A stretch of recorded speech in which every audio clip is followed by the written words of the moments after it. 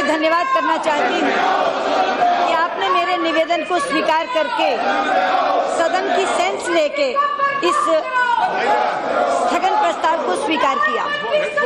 हालांकि वो वही हो रहा है जिसकी हमें शंका थी। मेरे साथी मुझसे कह रहे थे कि तुम पहल मत करो चर्चा की, ये खुद बोलेंगे और तुम्हें सुनने नहीं देंगे। लेकिन मुझे विश्वास था कि नहीं, पहले दिन से मैं इस कोशिश में हूं कि इस पर चर्चा हो जाए ताकि मैं अपनी बात कह सकूं। पहले ही दिन दोनों सदनों में मैंने कह दिया था कि मैं बोलना चाहती हूँ, अपनी स्थिति स्पष्ट करना चाहती हूँ, लेकिन चर्चा स्वीकारी नहीं गई।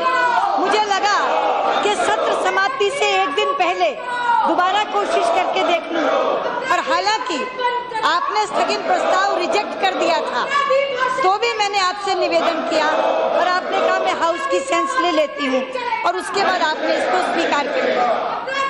बहुत अच्छे से चर्चा चल रही थी, हमने खड़गे जी की पूरी बात सुनी। मैं ये अपेक्षा करती हूँ कि ये मेरी भी बात सुने। ये नारा लगा रहे हैं वी वांट जस्टिस, जस्टिस तो मैं मांग रही हूँ। आपने जो आरोप लगाया उसके बारे में अगर आप मेरा उत्तर ही नहीं सुनेंगे तो मुझे न्याय कैसे मिलेगा? अध्यक्ष जी, इसलिए ये शोर करते रहें तो भी मेरा आपसे निवेदन है कि आप मुझे पूरी बात कहने का मौका दें। अध्यक्ष जी, खड़गे जी कह रहे थे कि मेरी इन्वॉल्वमेंट भी है और मेरा एडमिशन भी है, और वो कह रहे थे मैं बार बार कहती हूँ मैंने गलती नहीं की। मैं आज भी कहती हूँ अध्यक्ष जी, मैंने कोई गलती नहीं की। मैं दोहराती थी इस बात को। जिसको वो एडमिशन कह रहे हैं वो आपके सामने किया था मैंने एडमिशन। क्या कहा था कि अगर एक ऐसी महिला की मदद करना जो भारत की नागरिक है, जो 17 वर्षों से कैंसर से ग्रस्त है, जो किसी अपराध में लिप्त नहीं है, जिसके खिलाफ कोई केस नहीं है और ऑपरेशन कराने के लिए पुर्तगाल जा रही है, वो ऑपरेशन जीवन घातक है। अगर उस महिला की मदद करना गुनाह है तो मैं ये गुनाह कबूल करती हूँ। ये मैंने कहा था। उसे मेरा एडमिशन ऑफ गिल्ट कह रहे हैं ये। जरा पढ़ें उसको कि क्या कहा था मैंने। और जहाँ तक ताल्लुक है इस बात का, मैं आपके सामने एक बात कहना चाहती हूँ। ललित मोदी को यात्रा दस्तावेज देना या दिलवाना ये तो मेरे विचाराधीन ही नहीं था। मेरे विचाराधीन तो कोट अनकोट इतना सा विषय था कि अगर ब्रिटिश सरकार उसको यात्रा दस्तावेज दे देती है, देने का फैसला कर लेती है, तो क्या हम दोनों देशों के रिश्ते खराब होंगे? उस पर मैंने कहा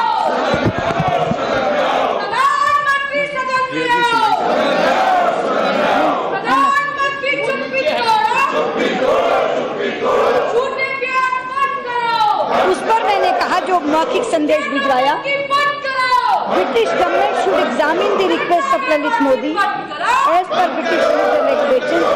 if the British government chooses to give travel documents to Lalit Modi, that will not spoil our bilateral relations. और यही उन्होंने किया भी। मैंने उस दिन यूके होम ऑफिस का एक संदेश पढ़कर सुनाया था जिसमें यूके होम डिपार्टमेंट ने कहा, the UK home department on Monday claim travel documents issued to former IPL boss Lalit Modi to travel to Portugal to assist in whaling life was determined in accordance with the appropriate rules. British सरकार जब ये कहती है कि हमने ललित मोदी को सारे दस्तावेज अपने नियमों के तहत दिए हैं, तो ये मुद्दा कहाँ रह जाता? एक नॉन इश्यू को ये इश्यू क्यों बना रहे हैं? और जब ये तय हो जाता है कि वो नियमों के अनुसार दिए गए थे, तो बाकी के सारे प्रश्न निरर्थक हो जाते हैं, बेमानी हो जाते हैं। लेकिन उसके बावजूद ये विषय उठा रहे हैं। आज खड़गे जी ने कहा कि मेरे परिवार के लोग उसके वकील हैं, इसलिए कॉन्फ्लिक्ट ऑफ इंटरेस्ट है। सभापति जी, मैं यहाँ खड़े होकर कहना चाहती हूँ, मेरे पति ललित मोदी के पासपोर्ट केस में वकील नहीं थे, और जहाँ तक मेरी बेटी का सवाल है, मेरी बेटी 9वें नंबर की जूनियर थी, 9वें नंबर की। ये केस की अपीयरेंस लिस्ट लाई हुई। इस अपीयरेंस लिस्ट में 11 वकील हैं, 11। पहले हैं मिस्टर पराग त्रिपाठी, जो सीनियर एडवोकेट हैं, जिसको उसने वकील किया, जिसका वो क्लाइंट बना। उसके बाद अनूप बोस, ऋषि अग्रवाल, स्वदीप हुडा, मेनका, अभिषेक सिंह, रोहित गुप्ता, उमंग गुप्ता 9वें नंबर पर बांसुरी, कुणाल बहारी और विवेक। 9वें नंबर के जूनियर को कोई एक पैसा भी देता है? 1 रुपया भी मेरी बेटी ने ललित मोदी से इस वकालत के लिए, इस केस के लिए हासिल नहीं किया।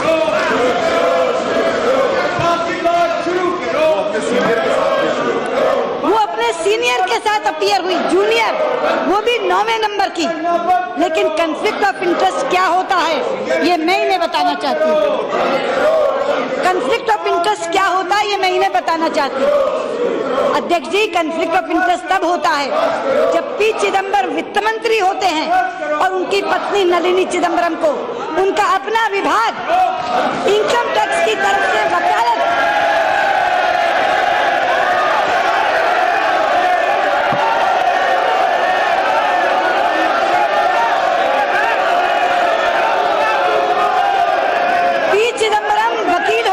वित्त मंत्री होते हैं और नलिनी चिदम्बरम को उनका अपना विभाग इनकम टैक्स की तरफ से वकील नियुक्त करता है। और जब राज्यसभा में विषय उठता है, अन्ना डीएमके के एन ज्योति इस विषय को उठाते हैं, तो चिदम्बरम सदन में आकर स्वीकार करते हैं। पर क्या कहते हैं? The minister made a statement in this regard in the Lok Sabha. The minister is Mr. P. Chidambaram, repeating that what he had said in the Rajya Sabha on yesterday, that he had no knowledge of the IT department's decision to appoint his wife as a special counsel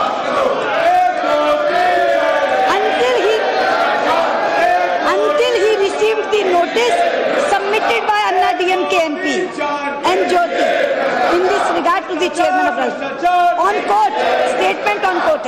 I believe that none of my respected colleagues in the house would seriously think that had the matter been brought to my notice, I would not have allowed to proceed it further, he said. यानी स्वीकार करते हैं कि ये हुआ है, लेकिन कहते हैं मुझे तब तक पता नहीं था जब तक ज्योति ने बताया नहीं। और कहते हैं कि मेरे साथी ये स्वीकार करेंगे कि मुझे पता होता तो मैं ऐसा नहीं होने देता। यानी खुद ही खुद को बरी कर लेते हैं,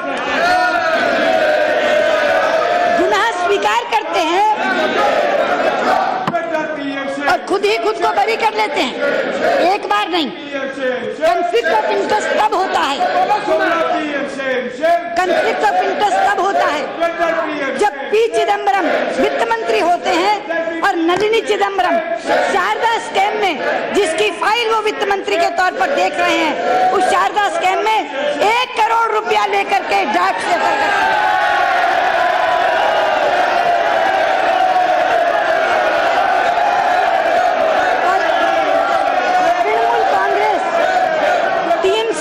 उठाया था। Trinamool Congress on Thursday dragged Finance Minister P. Chidambaram into the unfolding Sarda scam by questioning the payment of more than ₹1 crore to his wife by Sudipto Sen, the disgraced chairman of the Bastur Chit Fund, moving aggressively to contain the political fallout from the unraveling of Sarda, in which thousands have put in their money. Mamta's Trinamool Congress asked Chidambaram to clarify the links of his wife, Chennai-based senior lawyer Nalini Chidambaram, with the Sarda scam.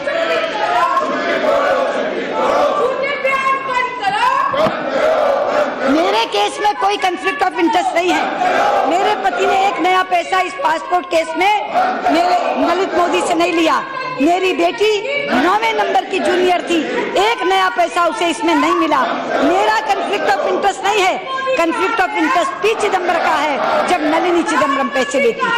दूसरा सवाल, मुझसे 7 प्रश्न किए हैं खड़गे जी ने। उन 7 प्रश्नों का जवाब देने से पहले मैं इनके उपाध्यक्ष राहुल गांधी का जवाब देना चाहूंगी, जो बाहर खड़े होकर वो बोलते। कभी कहते हैं सुषमा स्वराज ने क्रिमिनल एक्ट किया क्या है, क्रिमिनल एक्ट। एक भगोड़े को साइन करके दे दिया। अभी अभी अरुण जी ने बताया कि वो भगोड़ा नहीं था। किसी कोर्ट ने ललित मोदी को फ्यूजिटिव एब्सकॉन्डर या भगोड़ा घोषित नहीं किया हुआ और साइन करके दे दिए। क्या साइन करके दे दिया? आप बाहर खड़े होकर के आरोप लगाते हैं। मैं आपसे पूछती हूँ, बताइए सुषमा स्वराज ने ललित मोदी को क्या साइन करके दे दिया? अभी खड़गे जी कहते हैं इनके परिवार के संबंध हैं, उन संबंधों के कारण ये मदद की गई। इसको अंग्रेजी में कहते हैं क्विड प्रो को। वो क्विड प्रो को का आरोप लगा रहे हैं मुझ पर। और राहुल गांधी कहते हैं जब चोर आते हैं तो छुप छुप के आते हैं। सुषमा जी ने जो काम किया है वो छुप छुप के किया है। मैं कहना चाहती हूँ अध्यक्ष जी, सुषमा स्वराज ने कोई काम छुप छुप के नहीं किया। अगर छुप छुप के किया तो क्वात्रोची को भगाने का तुमने किया।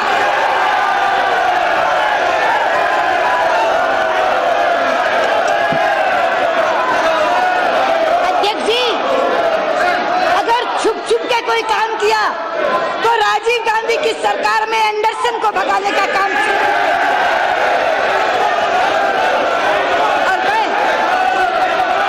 और मैं अपनी ओर से नहीं कह रही अध्यक्ष जी, ये इनके अपने मुख्यमंत्री की किताब है, अर्जुन सिंह जी की ऑटोबायोग्राफी। अर्जुन सिंह केवल मुख्यमंत्री नहीं थे मध्य प्रदेश के, उसी पद पर थे जिस पर आज राहुल गांधी है। कांग्रेस के राष्ट्रीय उपाध्यक्ष थे। उस समय माँ बेटा अध्यक्ष उपाध्यक्ष नहीं होते थे, कोई ना कोई व्यक्ति और होता था। ये किताब है, ये किताब है। इस ऑटोबायोग्राफी में उस एंडरसन के भगाने का जिक्र है। अध्यक्ष जी, आप मध्य प्रदेश की हैं, आप भोपाल गैस त्रासदी से परिचित हैं। यूनियन कार्बाइड की कंपनी से रात को जहरीली गैस का रिसाव हुआ, 15,000 लोग मर गए। कितने? 15,000 लोग। 4 दिन बाद एंडरसन वहां आए। मुख्यमंत्री अर्जुन सिंह ने उनको अरेस्ट के वारंट दे दिए। राजीव गांधी तभी चुनाव के लिए वहां पहुंचे। उनसे पूछा आपने अरेस्ट क्यों कर लिया एंडरसन को? मुख्यमंत्री ने कहा कि इस देश की जनता ने, प्रदेश की जनता ने मुझ पर कोई जिम्मेदारी सौंपी है, इसके लिए मैंने अरेस्ट किया। मैं यहाँ से इसको पढ़ती हूँ 4 लाइनें। I emphasize that Arjun Singh is talking to Rajiv Gandhi. He says, I emphasize the point that I had to order the arrest of Anderson to retain the confidence that the people had reposed in. Rajiv heard me out quietly but made no comment. A little later, while we were touring, I received a wireless message from Brahmaswarup informing me that a top official from the Union Ministry of Home Affairs had rung him up repeatedly from New Delhi, advising us to make sure that bail was granted to Anderson. आगे, after that, we were instructed to send him to New Delhi in a state plane.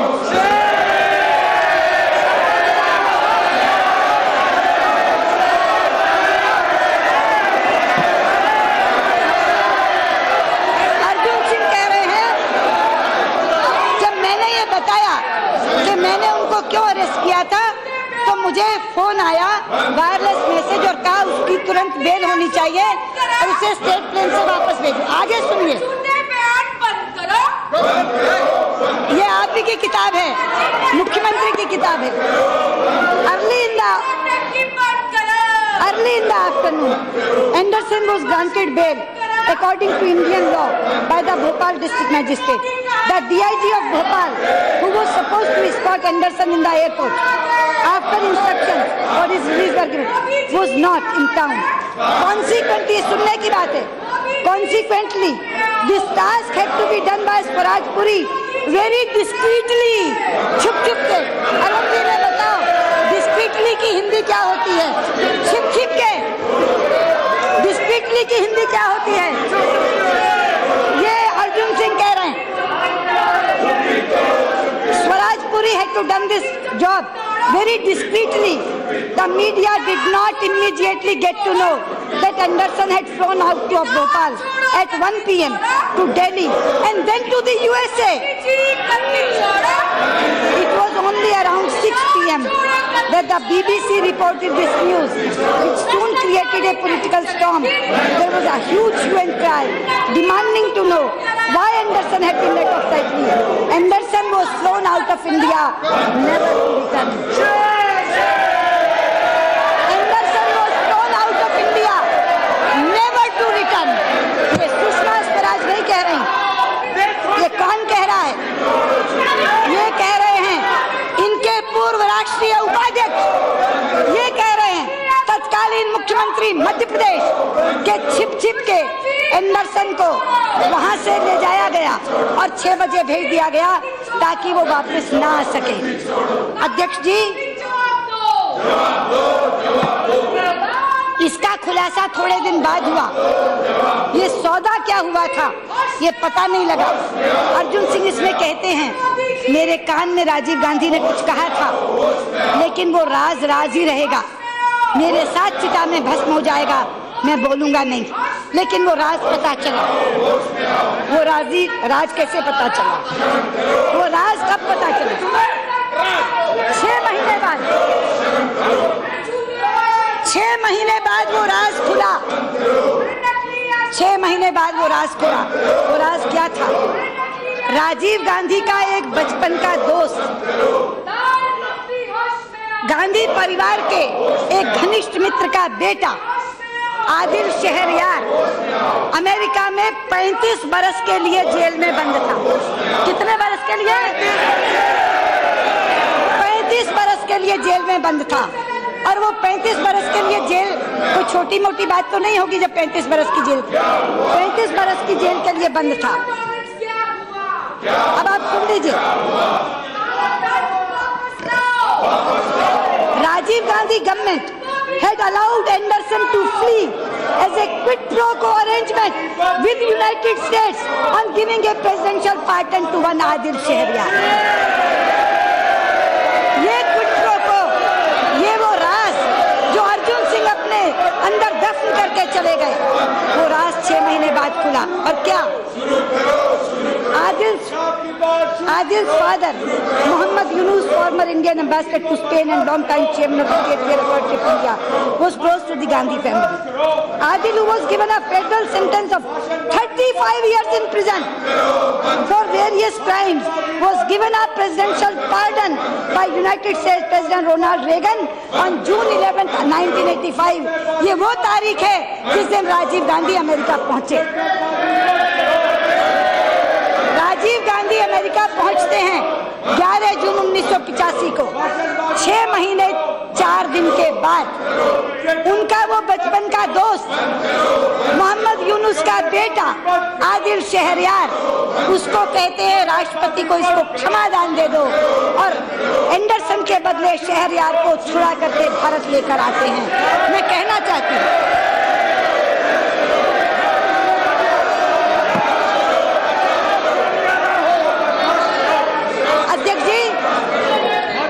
अध्यक्ष जी, मैं यहाँ के माननीय सांसद कांग्रेस के उपाध्यक्ष, राष्ट्रीय उपाध्यक्ष राहुल गांधी को कहना चाहती हूँ, आपको बहुत शौक है छुट्टियां मनाने का। 2-2 महीने आप छुट्टियां मनाते हैं। आप जाइए किसी दिन, इस बार की छुट्टी में कहीं एकांत में बैठकर अपने परिवार का इतिहास पढ़िए। और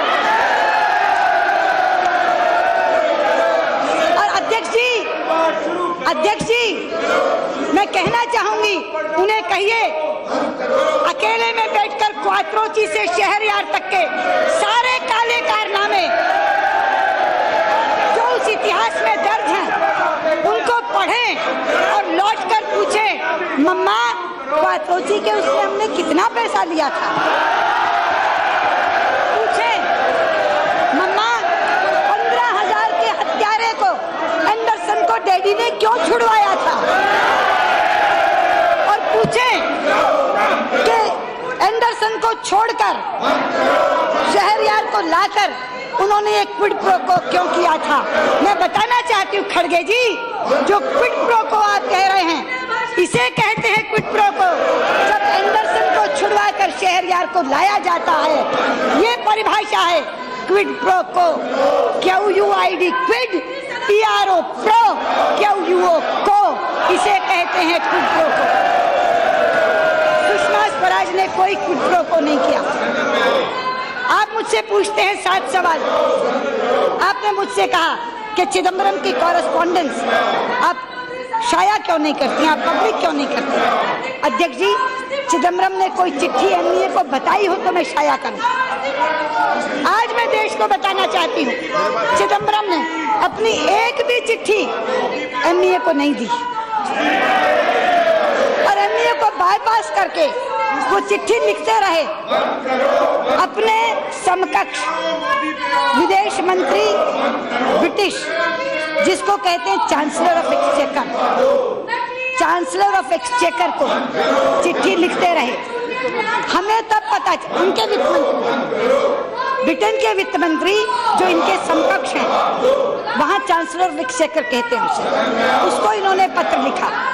जब उसका जवाब आया प्रोटोकॉल के तहत विदेश मंत्रालय में, तब हमें पता चला चिदम्बरम ने कोई चिट्ठी लिखी थी। और क्या लिखी कि आप उसको डिपोर्ट कर दो। चांसलर ऑफ एक्सचेकर ने कहा कोई हमारे पास रास्ता डिपोर्टेशन का नहीं है, आप एक्स्ट्राडिशन की रिक्वेस्ट डाल दो। दोबारा फिर चिट्ठी लिख दी कि एक्स्ट्राडिशन नहीं चाहिए, डिपोर्टेशन चाहिए। आप जानती हैं देश की साख कितनी गिरी। चिदम्बरम के चिट्ठी का जवाब तक देना गवारा नहीं समझा वहां के वित्त मंत्री ने। उसने वो चिट्ठी, वहां के वित्त मंत्री ने वो चिट्ठी विदेश मंत्रालय को दे दी कि ये तो ऐसी चिट्ठियां लिखता रहता है, अपने राज्य मंत्री को कहो भारत के विदेश राज्य मंत्री को चिट्ठी लिख दें। और ये चिट्ठी है मेरे पास जो परनीत कौर को आई। वित्त मंत्री की चिट्ठी का जवाब उनके विदेश राज्य मंत्री अपनी समकक्ष परनीत कौर को देते हैं। ऑसबॉर्न ने जवाब देना बंद कर दिया, उनको लगा ये लगातार ऐसी चिट्ठियां लिखते रहते हैं। कौन सा पत्राचार, कौन सी कॉरेस्पॉन्डेंस।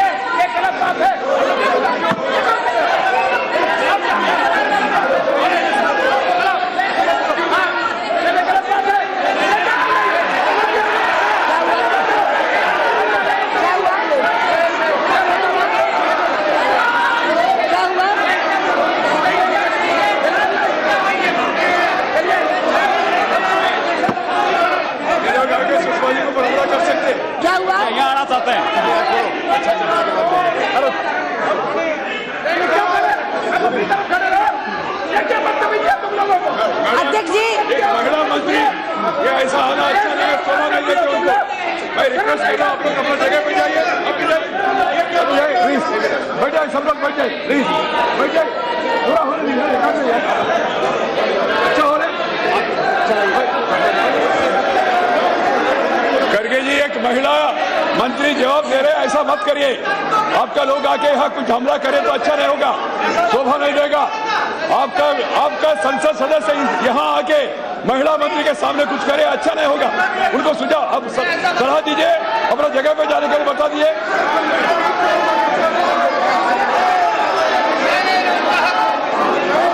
अध्यक्ष जी चुप करो। अध्यक्ष जी,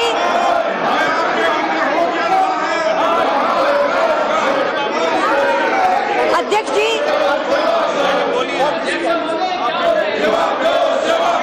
अध्यक्ष जी, अध्यक्ष जी, 17 जुलाई को ये चिट्ठी वहां के चांसलर ऑफ एक्सचेकर को हमें मिलती है, तो हम हैरान होते हैं कि चिदम्बरम जी ने कब चिट्ठी लिख दी उसको। 17 जुलाई को ये चिट्ठी हमें मिलती है तो हम कहते हैं कौन सी चिट्ठी का जवाब है, ये चिट्ठी कब लिख दी चिदम्बरम जी ने। लेकिन उसमें उनके वित्त मंत्री लिखते हैं for UK assistance to be provided in any criminal investigation an extradition request should be made under the usual mechanisms for international judicial cooperation. We will then of course provide full assistance so far as UK law is concerned. अध्यक्ष जी बार बार UK कह रहा है हमें extradition request भेज दो, हम उसको वापस भेज देंगे, लेकिन एक्स्ट्राडिशन रिक्वेस्ट नहीं भेजते,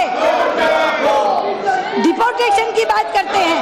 और उसके बाद जब दोबारा ये चिट्ठी लिखते हैं तो वो चिट्ठी विदेश राज्य मंत्री को कह देता तू जवाब दे दे, मैं जवाब नहीं दे सकता, ये तुमको तो आदत पड़ गई चिट्ठियां लिखने की। और उसके बाद ये परनीत कौर को जवाब आता है, परनीत कौर, चिदम्बरम की चिट्ठी का जवाब परनीत कौर को आता है। चिदम्बरम को चिट्ठी लिखना गवारा नहीं करता उनका समकक्ष मंत्री, और उनको वो फिर लिखते हैं My letter refers to the most recent correspondence from the Honorable Minister of Finance, Mr. P. Chidambaram, dated 28th August to the Chancellor of Exchequer requesting the deportation of Lalit Modi, and जैसे हम deport नहीं कर सकते। अध्यक्ष जी मुझसे सवाल पूछते हैं खड़गे जी, उसे राइट ऑफ रेसिडेंसी कैसे मिला? अरे कौन किससे पूछ रहा है भैया? Right of residency Arun Jaitley के वित्त मंत्री बनने पर थोड़ी मिला। राइट ऑफ रेजिडेंसी तब मिला जब तुम्हारी सरकार थी 4 साल। ये सवाल मैं पूछती हूँ आपसे,